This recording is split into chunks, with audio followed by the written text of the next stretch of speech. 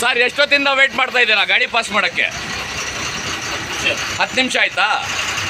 10 ನಿಮಿಷ ಈ ಥರ ಜಾಮ್ ಇದೆಯಾ? ಬೇರೆಯವರು ಆಫೀಸು ಪೇಷಂಟ್ ಯಾರಾದ್ರೂ ಇದ್ರೆ ಏನು ಮಾಡೋದು? ಇಲ್ಲಿ ಕೇಳೋರು ಯಾರಿಲ್ಲ ಕೋಲಾರಾಗ. ಯಾರಿಗೂ ಏನು ತೊಂದರೆ ಇಲ್ಲ ಈ ಟ್ರಾಫಿಕ್ಕಿಂದ? ತೊಂದರೆ ಇದ್ರೆ ಹೇಳಿ, DC ಕಳಿಸ್ತೀನಿ. ಇದು DC ನಿಧಾನಾಗಿ ಮಾತಾಡಿ, ಒಬ್ಬೊಬ್ರು ಮಾತಾಡಿ.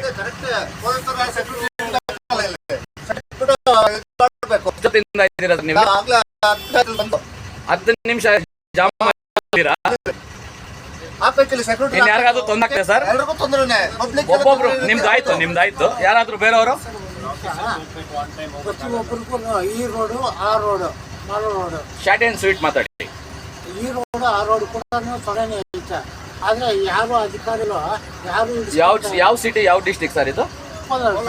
ಕೋಲಾರ ತಾಲೂಕು, ಕೋಲಾರ ಡಿಸ್ಟಿಕ್. ಸರಿ ಮಾಲೂರು ರೋಡು. ಇನ್ಯಾರಿಗಾದ್ರೂ ತೊಂದರೆ ಆಗ್ತಾ ಇದೆಯಾ? ಒಬ್ಬರು ಮಾತಾಡ್ತಾರೆ, 40 ಜನ ಇದ್ದಾರೆ, ಅವ್ರು ಮಾತಾಡಲ್ಲ. ಒಬ್ಬರು ಯಾರಾದ್ರೂ ಮಾತಾಡಿದ್ರೆ 2-4 ಅವ್ರ ಜೊತೆಗೆ ಸಪೋರ್ಟ್ ಮಾಡಿದ್ರೆ ಇದು ನಾಳೆ ಕ್ಲಿಯರ್ ಆಗುತ್ತೆ.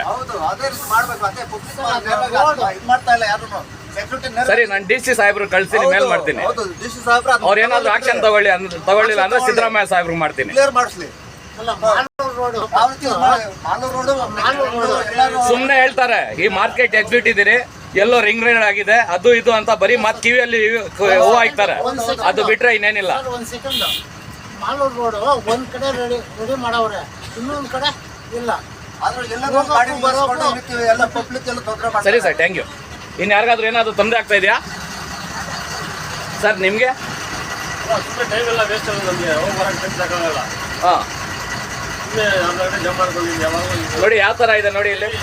ಇದು Kolar market, Kolar tomato market ಪರಿಸ್ಥಿತಿ ನೋಡಿ ಯಾವ ಥರ ಇದೆ. ಹೋಗೋಕ್ಕೂ ಇಲ್ಲ, ಬರೋಕ್ಕೂ ಇಲ್ಲ. ಇಲ್ಲಿ ಯಾರು ಏನು ಮಾತಾಡೋರಿಲ್ಲ.